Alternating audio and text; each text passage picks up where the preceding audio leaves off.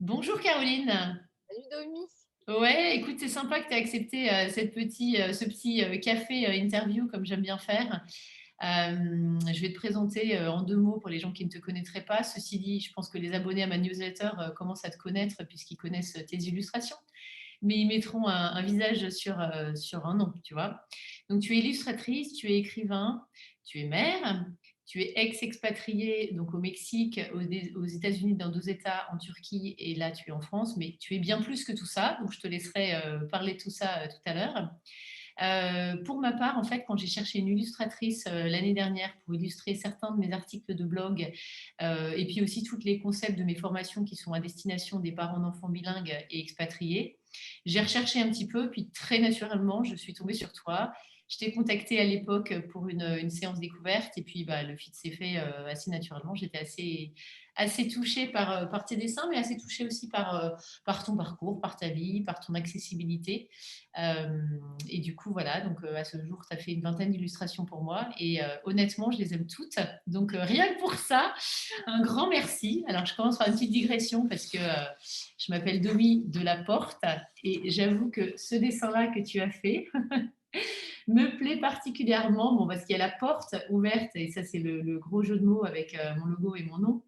Mais voilà, c'est la porte qui mène aux solutions. J'avoue que celui-là, c'est un peu mon dessin chouchou, si je dois choisir. Mais bon, il y en a plein d'autres, quoi. Donc ça c'est chouette. Et voilà. Écoute, j'ai assez parlé. Je vais te laisser te présenter ton parcours d'expatrié, ton parcours de maman, d'illustratrice, évidemment, et ce que tu veux de ta vie. D'accord. Bah, merci pour l'interview. En tout cas, c'est vraiment chouette de partager ça. Bah, écoute, tu as dit le principal. Effectivement, moi, j'étais expatriée pendant 14 ans. Là, on est revenu à Lyon il y a 1 an et demi. C'est vraiment l'expatriation qui m'a fait aller vers l'illustration. Donc, j'étais pas du tout illustratrice au départ. Moi, j'ai fait des études scientifiques. Donc, j'étais ingénieure agronome. J'ai travaillé à l'étranger, notamment aux USA. Et c'est en arrivant en Turquie que j'ai changé de voie en commençant à écrire et dessiner. Voilà, la première année où j'étais là-bas, je crois en 2014, il me semble. Et en fait, de fil en aiguille, c'est devenu mon métier. Et puis, j'ai fini par faire des albums et être publiée en 2020. C'était le seul truc positif de l'année 2020. Voilà, donc mon premier album est sorti aux éditions Marabout. Voilà. Et effectivement, à côté, je travaille avec d'autres entrepreneurs. Il a avec d'autres entrepreneurs et plusieurs maisons d'édition. Donc voilà, c'est mon boulot au quotidien aujourd'hui. Voilà. Ouais, c'est chouette. Bon, alors moi, j'allais dire, on se rejoint sur le parcours de l'expatriation, etc. Mais moi, j'avoue que je te l'ai acheté récemment, et c'est un bonheur Voilà, j'ai l'impression que c'est vie ma vie. C'est-à-dire que bah, toi, c'était plutôt en Turquie que tu as écrit ça, et moi, j'ai passé plutôt du temps en Asie. Donc, c'est pas les mêmes pays, c'est pas les mêmes histoires et références. Mais par contre, dans le fond, entre guillemets, j'ai bien aimé notamment tes pages sur les business trips des papas. Ça m'a beaucoup fait rire. Sur les sorties des mères expatriées qui ont besoin voilà, de lâcher du lest parce qu'on n'a pas nos parents, nos familles, etc. Les soldes en France, j'avoue que ça m'a bien fait rire. Et puis voilà, tout ce qui est. Bon, après, en tant qu'orthophoniste, hein, tu as toute une partie sur les devoirs, etc. Donc, honnêtement, je me suis retrouvée dans pas mal de clichés. Et en dessin, je trouve que c'est. Voilà, on sent qu'il y a cet humour aussi derrière voilà, qui est accessible à tous, et ça fait passer un peu des concepts assez rigolos. Donc ça, c'est chouette. Alors du coup, bah, j'allais te demander depuis quand tu aimes décider, et ce qui t'a décidé en faire ton métier, t'as partiellement répondu, mais est-ce que tu dessines depuis que tu es petite? Ouais, ouais, ouais. J'ai toujours eu des cahiers de dessin et de textes d'ailleurs. Enfin, j'écrivais des trucs, puis je les illustrais finalement. Donc, D'accord, avant que je sache écrire, parce que quand je savais pas écrire, je demandais à ma mère de m'écrire des d'accord. textes que je voulais. Donc, c'est vraiment une passion d'enfance. Enfin, en fait, j'étais très timide, vraiment. J'ai toujours été très timide. Et du coup, autant, bah, j'ai fait beaucoup de danse, donc autant la danse que le dessin, l'écriture, vraiment un moyen d'expression pour moi qui n'osait pas forcément trop m'exprimer, sinon Voilà, Mais devant les c'est très, très riche ce que tu dis là, Caro, parce que bah, moi, évidemment, en tant qu'orthophoniste, je m'occupe de beaucoup d'enfants qui ne sont pas forcément dans les cases scolaires, que ce soit au niveau du langage oral, au niveau du langage écrit, de l'écriture et tout ça. Et moi, très, très fort, je dis vraiment beaucoup aux parents, mais écoutez, il y a pas qu'une seule voie vers le succès, il n'y a pas qu'une seule voie vers l'éducation en général, et il n'y a pas qu'une seule voie vers le bonheur. Et en fait, je leur dis souvent, le langage, le dessin, par exemple, c'est un langage écrit qui est top. Et on ne fait pas de faute d'orthographe hein, quand on dessine. C'est la... Non, mais je le dis avec de l'humour, mais ça sauve énormément de situations, ça sauve énormément d'enfants. Et c'est vrai que les anglo-saxons, par exemple, ils disent beaucoup, bah, si tu ne sais pas le dire avec des mots, mais tu me dessines, tu me fais des schémas, tu me fais des cartes mentales, tu me fais ce que tu veux, mais il y a plein de façons de communiquer. Et je pense que là, c'est aussi pour ça que je pense que j'ai assez bien kiffé, entre guillemets, de dessiner, enfin de te faire dessiner parce que je te l'avais déjà dit en fait en off, mais c'est vrai que moi je suis quelqu'un de plutôt cérébral, les choses passent plutôt par les mots, par la pensée. Et le fait d'avoir dû te faire des prises de brief pour t'expliquer des concepts, on va dire, orthophoniques ou des concepts ben voilà, pour mes formations, ça m'a fait descendre, entre guillemets, de mon cerveau, ça m'a libéré un peu dans des parties plus créatives que je ne pensais pas avoir. Et en fait, c'est fou parce que ce match, il se fait. J'avais l'impression que je t'expliquais un truc, que c'était très fluide, et hop, quelques jours ou quelques semaines plus tard, je l'avais en dessin et je me disais, mais en fait, si j'avais dû le dessiner, j'aurais dessiné ça, quoi. C'est juste, c'est chouette en fait, hein. Donc ça, je trouve que c'est important aussi pour les parents. Alors, du coup, la question suivante découle très naturellement. Pour toi, parce que tu es maman aussi, est-ce que tu trouves que c'est très important de faire dessiner les enfants et les ados? Bah, Enfin, pourquoi? moi, je trouve ça chouette. Alors voilà, important, enfin, sans se mettre la pression et se dire il faut qu'il dessine. Mais je trouve ça chouette. Déjà, c'est un moment où on s'occupe. Des fois, on a du mal à s'y mettre, mais une fois qu'on y est, ça libère des choses et on se perd dans le temps. Enfin, tu vois, c'est pas une activité où on regarde sa montre toutes les 2 minutes. Ça permet vraiment de s'évader, en fait, je trouve. Donc, en ça, c'est intéressant, tu vois, parce que c'est vrai que les enfants et surtout les ados, on est très accrochés aux écrans, au téléphone. Et finalement, sur un écran, même, enfin, même si on touche et qu'on fait des recherches, on est quand même plus passif, alors que dans le dessin, il y a le côté créatif, il y a le côté expression dont on vient de parler. Euh, et, euh, et voilà, je trouve que c'est quelque chose qui fait du bien, en fait, quand on arrive à sortir quelque chose de soi et pouvoir le regarder avec plaisir. Les enfants, ils adorent montrer leurs dessins, ils aiment qu'on les commente et tout. Donc voilà, mais sans se mettre la pression, mais c'est vrai que c'est quelque chose de simple. Enfin, c'est vrai, on a beaucoup voyagé, donc tu emportes toujours des feuilles, des crayons, tu vois, pour t'occuper. Et en fait, si tu prends l'habitude de crayonner, même sans vraiment te mettre un objectif tu vois, de savoir si c'est bien ou beau, mais juste pour se distraire, en fait, tu t'ennuies pas, tu vois, c'est comme lire. Et c'est quelque chose d'assez sain, en fait, je trouve. Après, c'est vrai qu'en fait, les enfants petits spontanément dessinent sans trop se poser de questions. Et puis, il y a un âge où il y a du jugement, en fait. Les enfants commencent à se juger, à comparer et tout ça. Et Ouais. des fois, là, c'est là que ça devient plus difficile parce que du coup, ils se frustrent. Euh, Enfin, comme nous, hein, d'ailleurs, hein, des fois, on dessine des trucs, on se dit, oh là là, ou on dessine pas du tout.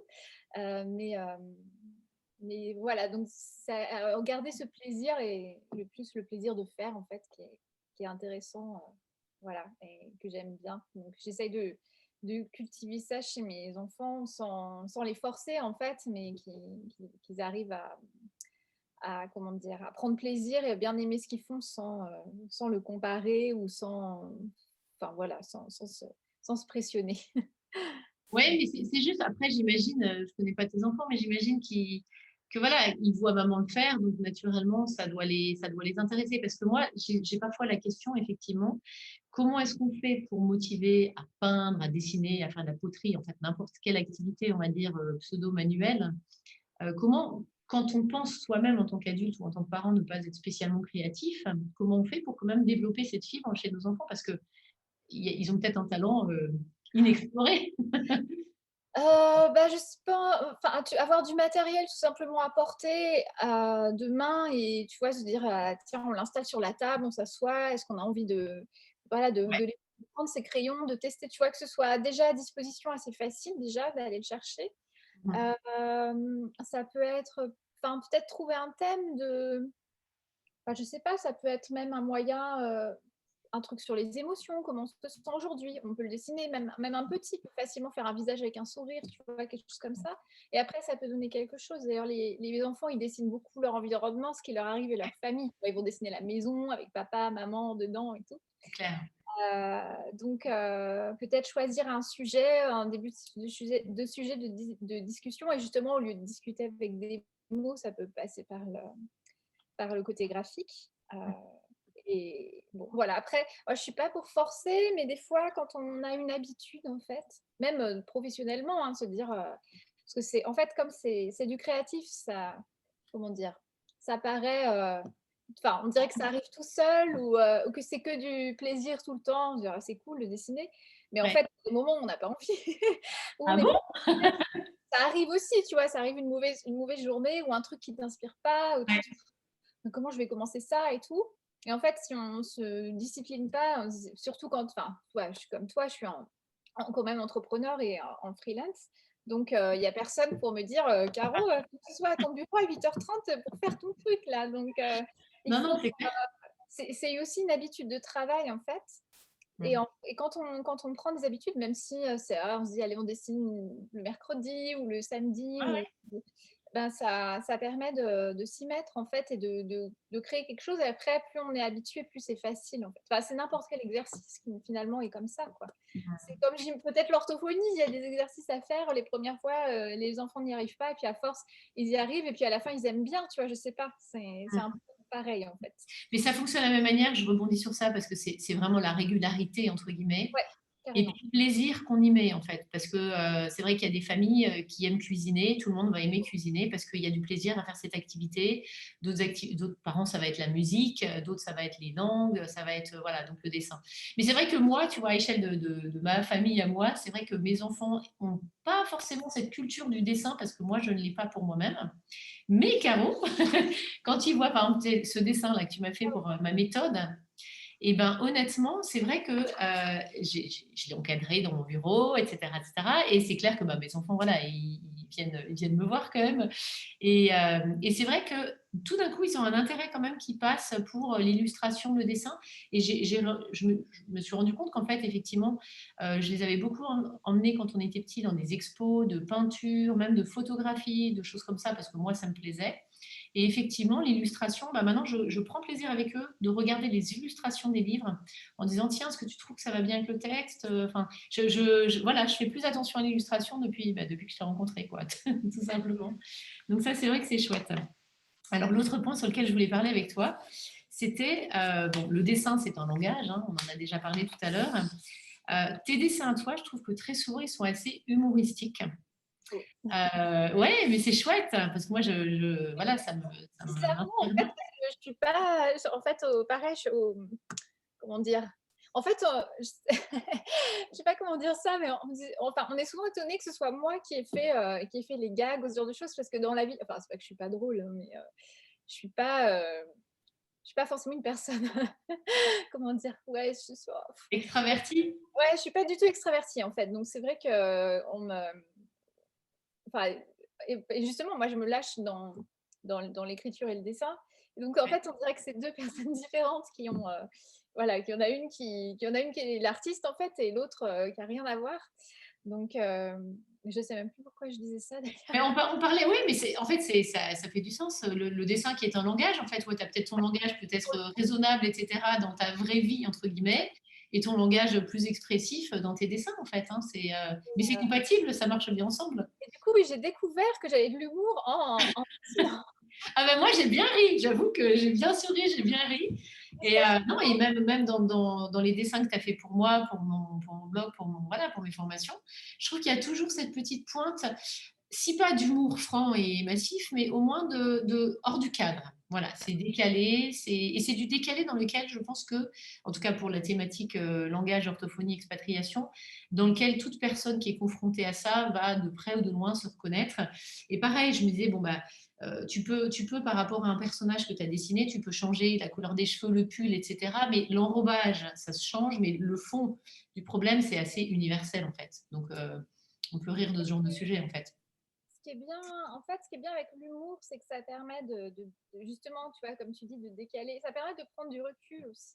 Ça permet d'aborder des sujets qui peuvent même être difficiles, mais pas en attaquant frontalement. Bah, tu Oui, vois, par exemple, dans les vignettes que je fais sur mon blog, souvent je me moque gentiment de moi-même, en fait. Tu vois, oui, c'est un peu mes déboires de mère que je dis. l'autodérision. Voilà, c'est l'autodérision. Et du coup, si on, c'est plus, enfin, les gens se reconnaissent dedans et ah oui, bah moi c'est pareil. Et du coup, ça permet de se voir soi à travers les dessins de quelqu'un d'autre. Et c'est beaucoup moins violent que si on te dit ah, tu fais pas ça bien, enfin, c'est, du coup, c'est quelque chose qui permet de débloquer des fois des situations ou des problèmes quand on le prend de cette manière-là, même à l'oral d'ailleurs. Hein. C'est plus léger, mais en même temps, ça permet quand même d'aller au fond des choses et de pointer des trucs qui sont justes. Enfin, voilà. Et du coup, j'aime bien ça parce que c'est pas agressif en fait. Voilà. Et je Clairement. suis pas. Pour le coup, oui, enfin, je suis plutôt une personne bienveillante et voilà, j'aime bien quand les gens me disent ah bah ça m'a fait du bien en fait. Je trouve ça vraiment très chouette. Voilà. Ah, mais c'est chouette, mais on fait des beaux métiers hein, pour ça. Je trouve que Ouais. c'est vrai que c'est chouette. Et du coup, par rapport à ça, parce que tu dessines énormément, tu dessines quasiment tous les jours, je pense, j'imagine, en tout cas tous les jours de semaine, j'espère. Non, mais enfin, je veux dire, tu dessines, ça fait partie de ta pratique, voilà, hebdomadaire, tout, voilà, Oui, c'est tous les jours, enfin des heures. Enfin, c'est bon, voilà, je passe mes journées à ça ou alors à comment dire, à penser. à penser. Ouais, mais justement, ça, c'était une de mes questions. C'est parce que tu me l'avais dit quand on avait fait des prises de briefs pour des dessins. Tu penses en plusieurs temps, c'est-à-dire que un client va te donner une prise de brief sur le dessin qu'il imagine lui dans sa tête. Ouais. Toi, tu décantes un peu l'information en fonction, j'imagine que tu te renseignes, voilà, tu laisses processer cette information. Comment est-ce que tu trouves ton inspiration? Est-ce que tu travailles un peu ça? Comment ça te vient tout d'un coup? Bah, ça dépend. Des fois, je sais pas trop. Sinon, ben, il y a deux choses. Je sais pas comment te dire. Je laisse mon cerveau faire un peu le boulot. Enfin, une fois que Ouais. les informations sont rentrées, des fois, en faisant rien ou en allant marcher. Enfin, j'aime bien marcher. En marchant, souvent, bah, je pense que ça fait peut-être un peu ça à tout le monde. Tu vois, tu as un fil de pensée qui te vient et hop, tu trouves des trucs. Donc, je trouve des idées un peu comme ça. Voilà, soit en m'aérant, je sais pas. Ou alors je vais chercher des références. Donc, je Oui. regarde bah, soit ce que peuvent faire d'autres artistes sans. Il ne s'agit pas de plagier, mais plutôt voilà, de regarder différentes manières de faire. Et puis sinon, ben, quand j'ai besoin d'inspiration de modèles, de chercher des photos, ou, voilà, de faire ce genre ce travail un peu de recherche en fait préalable. Voilà, ça dépend. Après, des fois, enfin, les idées viennent assez facilement, donc ça. Oui, j'imagine. Il y a un dessin qui me vient en tête là. Tu as fait un dessin notamment avec le cockpit d'un avion pour moi. Oui, j'étais en train de penser à ça. Voilà, j'imagine que tu connais pas par cœur les cockpits, l'intérieur du cockpit d'un avion. Donc pour ça, j'imagine que tu as dû aller faire des recherches, quoi. Je veux dire, c'est pas sorti de ta tête. Voilà, je me dis, en fait, si tu veux, je me dis, tiens, j'aimerais représenter ça. Euh, Par exemple, je sais pas, une scène avec des parents et des enfants. Je me dis, non, enfin, qu'est-ce qu'ils veulent dire? Quelle attitude il faut dans quelle attitude il faut que je les dessine et quelles expressions pour faire passer enfin, l'esprit de la scène, donc que ce soit drôle ou triste ou voilà, peu importe. Et puis voilà, quel point de vue je prends, enfin, dans quel décor ils vont être, quelle couleur utiliser. Donc, du coup, c'est en fait le travail le plus dur. Effectivement, il est un peu conceptuel. Enfin, il se passe dans la tête. Et puis après, je fais des croquis vraiment très simples sur le papier pour poser les choses. Et puis après, je fais un croquis plus fin, en fait. Et ça, c'est ce qui me sert de base après pour faire le dessin. Mais finalement, c'est cette partie-là qui est la plus difficile, en fait. Voilà. J'imagine. Mm. Alors, tu m'as dit aussi que tu étais, enfin, tu sembles en tout cas artiste dans d'autres domaines, comme par exemple la danse, si j'ai bien compris. Est-ce que toi, tu penses qu'on est artiste ou qu'on le devient? Enfin, est-ce que tu as un avis là-dessus? La question piège. Je sais Est-ce que tu penses, disons que la danse, le dessin, etc., est-ce que tu penses que c'est des choses que tes parents t'ont inculquées, que tu as vu chez toi, qui est vraiment quelque chose qui est sorti de... Ouais, enfin, Alors la danse, clairement pas du tout. Non, je sais pas, on m'a mis un cours de danse. Enfin, je pense que je sais pas si c'est ma mère qui m'a sûrement demandé mon avis. Je sais pas si je l'ai réclamé ou on s'est dit tiens, il y a de la danse, on va y aller. Mais j'ai adoré petite, mais il y a personne qui en faisait dans enfin, mes parents n'en faisaient pas. Ma mère, elle faisait de la natation à haut niveau. Elle était D'accord, quand même très sportive, sûrement beaucoup plus que moi. Et mon père, absolument pas du tout, du tout, du tout sportif. Ils étaient purement cérébral. d'accord. Donc, je sais pas, j'ai aimé, bah, tu vois, je pense justement parce que ça me permettait d'exprimer quelque chose et puis ça me permettait de bouger et tout. Donc, voilà. Et pour le dessin, par contre, là, c'est vraiment familial. Donc, je pense que c'est un peu les deux. Je pense qu'on m'a montré. Moi, je voyais mon père faisait des vignettes humoristiques, justement. D'accord. Et ma mère faisait des aquarelles. Donc, du coup, je les ai toujours. Puis, il y avait du matériel. Enfin, tu vois, donc c'est pas eux qui m'ont appris la technique, mais je les voyais faire et du coup, si on m'encourageait. Je pense d'ailleurs même que ma mère, à un moment, je devais avoir peut-être 6 ans, être en CP, où je faisais des dessins, ou pas, peut-être bébé, je sais pas, elle m'a dit, à partir de maintenant, tu peux faire mieux. Oui, bah, Là, j'ai commencé à essayer de faire, enfin, de mieux observer ce que je faisais. Enfin, je me rappelle de ça. Donc, ouais. j'ai certainement été encouragée. Et puis, c'est pareil, il y avait beaucoup de livres à la maison. Bon, on n'était pas à Paris, mais de temps en temps, on allait voir des expos. C'était la grosse sortie le dimanche, ça s'habillait bien. J'ai été à Orsay quand j'étais petite, pas très souvent, mais j'ai dû y aller 2, 3 fois, tu vois. D'accord. Donc, il y avait un environnement qui a fait.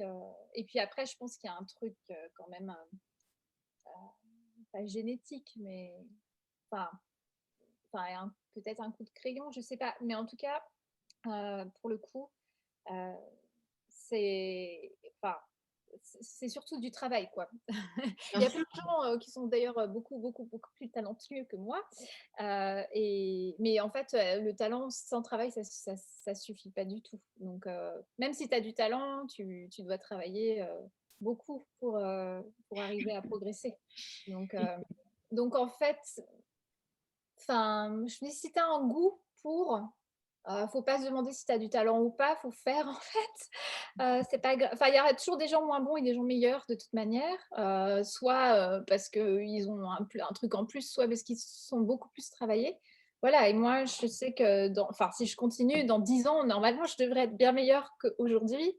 Et là, je suis meilleure que quand j'ai commencé. Donc, c'est plus par rapport à moi où j'en suis en fait dans ma progression et plutôt essayer de toujours enfin, aller plus loin en fait. Mais je pense que quand on a un goût pour quelque chose, ça veut dire qu'on a forcément un petit talent à le faire parce qu'on ne prend pas plaisir à faire des choses dans lesquelles on est nul, quoi. Donc, je pense que c'est une indication quand on aime un truc, c'est qu'on a une fibre pour ça, je pense.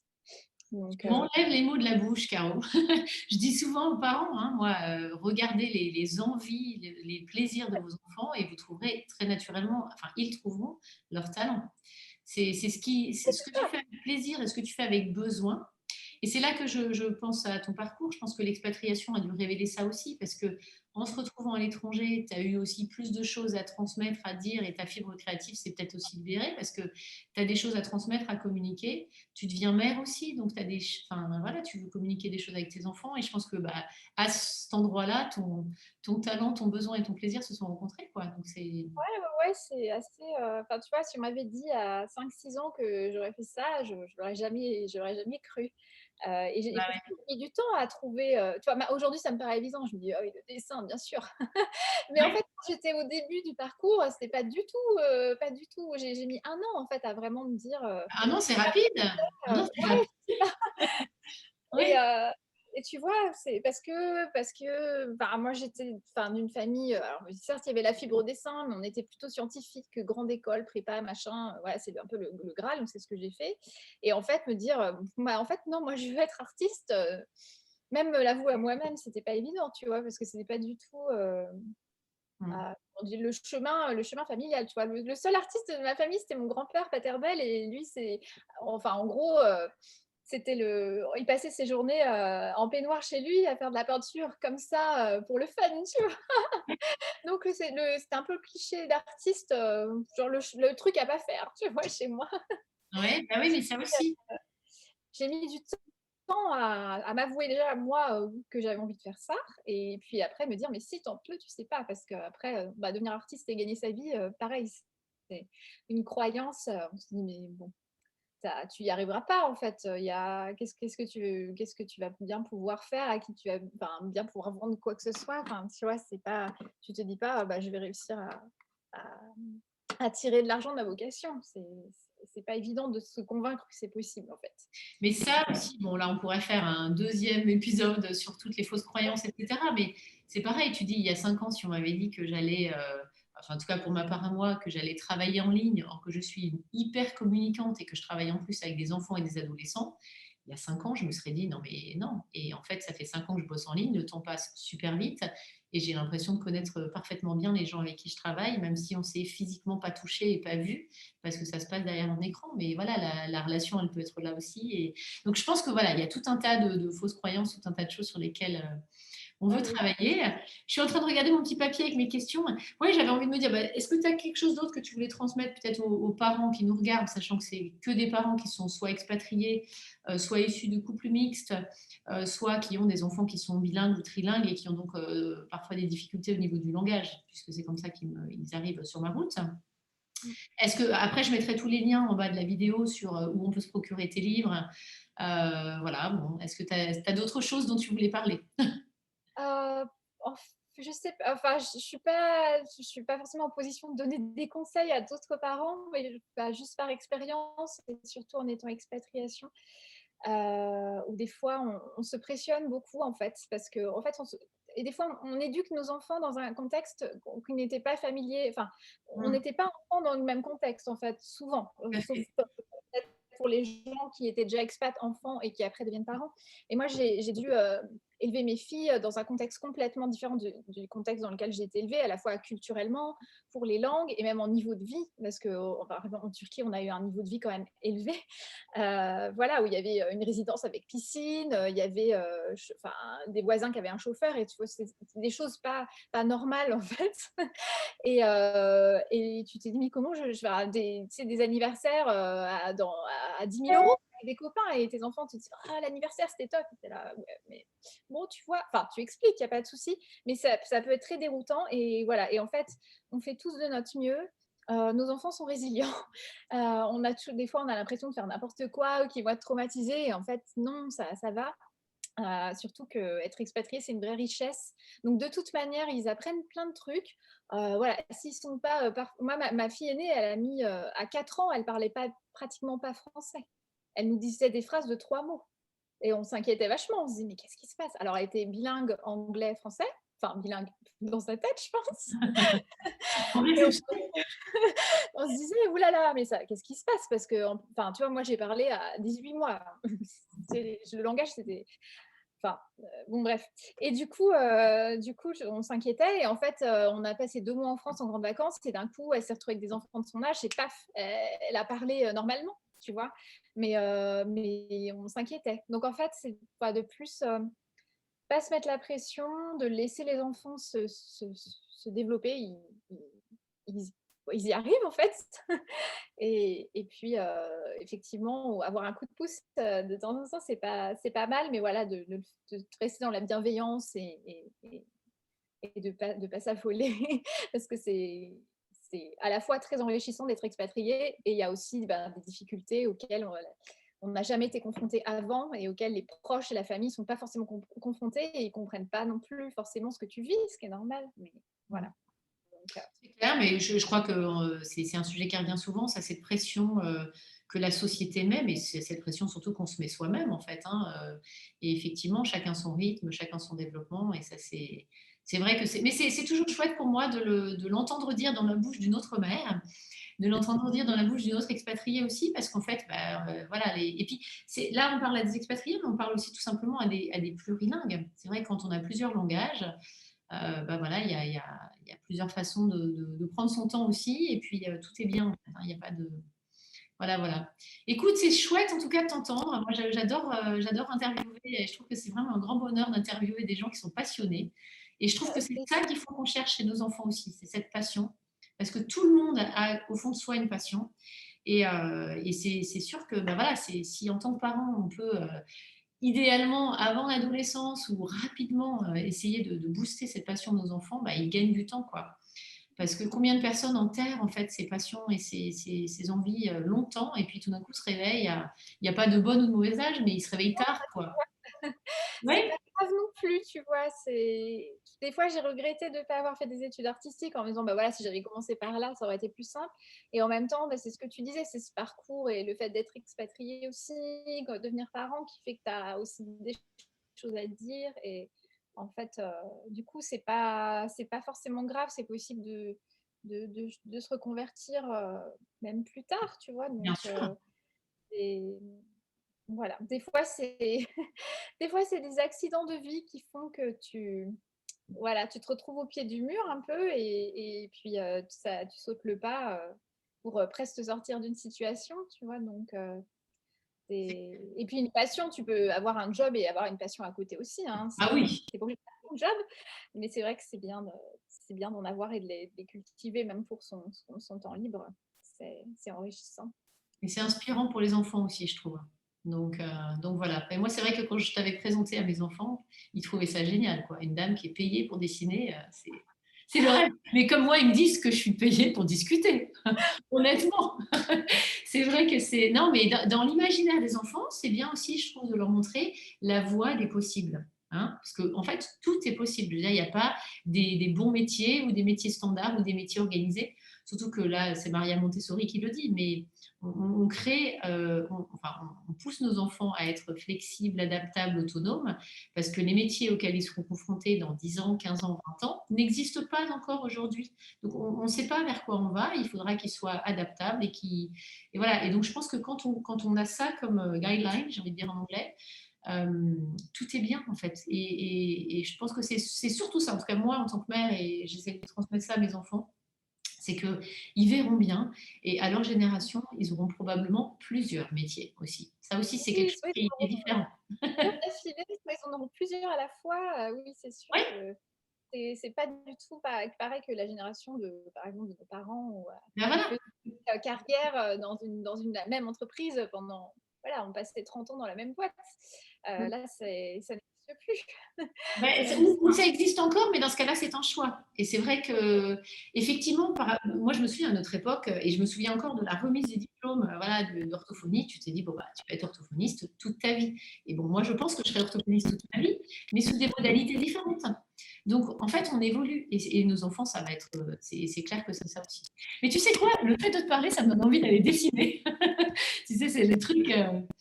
D'ailleurs, j'ai offert des crayons de couleur, des feutres et tout ça à mes enfants et un peu plus de matériel suite à nos dessins en commun et à nos rencontres. Donc ça, rien que pour ça, tu m'as inspiré aussi, tu vois. Donc je voulais te leur dire. Mais je mettrai en bas de la vidéo les liens et tout ça pour, bah voilà, pour te contacter, pour acheter tes livres, etc.